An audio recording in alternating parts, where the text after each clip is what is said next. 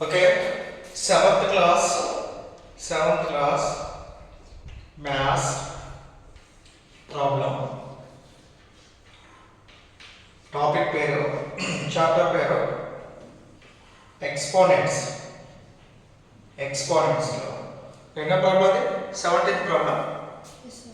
Okay 17th ప్రాబ్లంలో ఏ question చూడండి.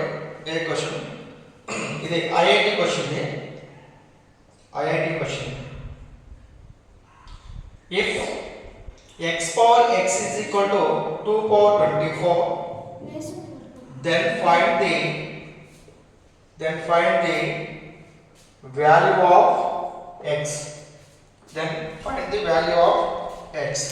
And then if x power x is equal to 2 power 24, then find the value of x. Okay.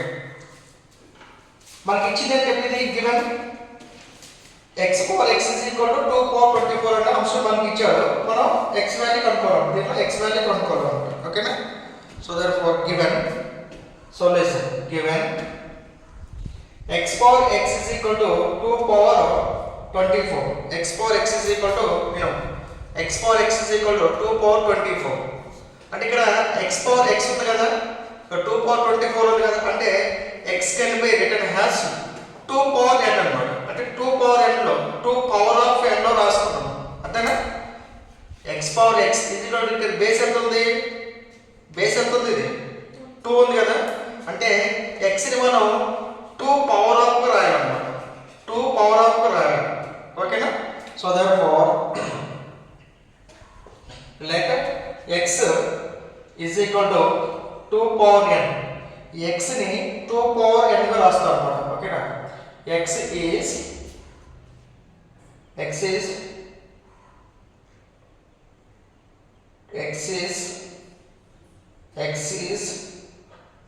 2 power n. x is 2 power n. ఓకేనా? x is equal to 2 power n. x is equal to 2 power n. అంటే x is equal to 2 power n formula వచ్చినట్టు మనం రాసుకుంటాం. ఓకేనా?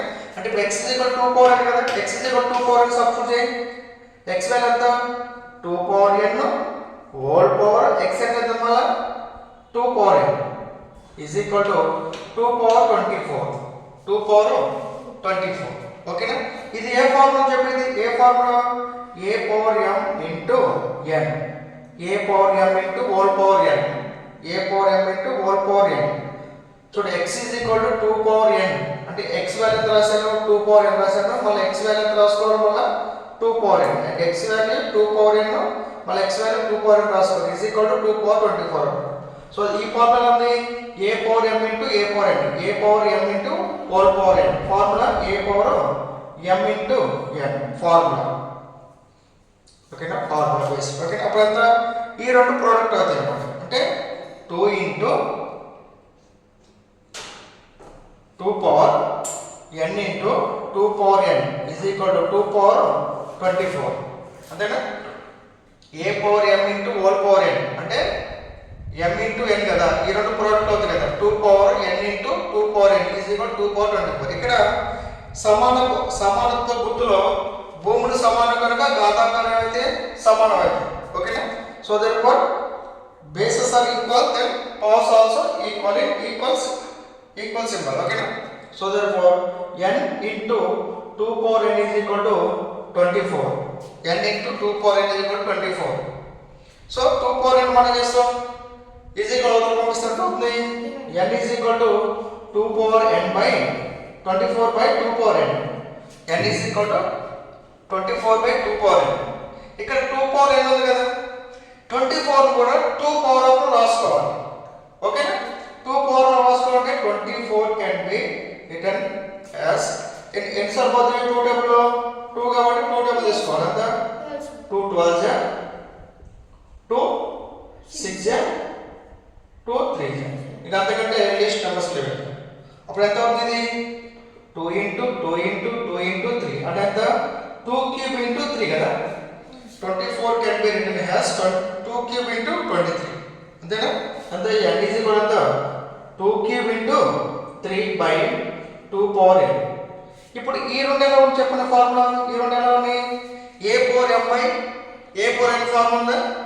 మనం ఇదే step ఇక్కడ రాస్తాం చూడు, ఇదే స్టెప్ ఇక్కడ రాస్తున్నాను. n is equal to 2 cube by 2 power n into 3. ఇదే స్టెప్ మనం ఇక్కడ రాసాం. ఓకే, ఇది ఎలా ఉంది? A power m by a power n is equal to a power m minus n కదా. ఇది పైకి పంపించిన ఒకటి ఎంత అవుతుంది అప్పుడు formula n is equal to 2 power 3 minus n into 3. n is equal to 2 power 3 minus n into 3 అన్నమాట. Okay, మనకు కావాల్సింది ఏంటి? యాక్చువల్గా x వాల్యూ కదా, మనకు కావాల్సింది మనకి x వాల్యూ.